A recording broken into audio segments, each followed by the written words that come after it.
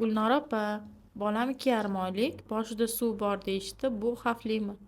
Bosh miyamizda to'rtta qorincha bo'lib, bu qorinchalarda likvor suyuqligi aylanadi, bosh miyani to'ldirib, orqa miyaga o'tadi va shu orqali sirkulyatsiya davom etadi. Chaqaloqlarda ko'p hollarda neyrosonogrammafiya qilinganda qorinchalar kengaygan chiqadi. Bu holatda tug'ruq jarayonida olingan jarohatlar asorati bo'lishi mumkin, onani homiladorlikda o'tkazgan virusli kasalliklari bo'lishi mumkin yoki bosh bilan yiqilish travmalar orqali natijasida qorinchalar kengayishi mumkin. Bunday holatlarda osteopat samarali yordam bera oladi.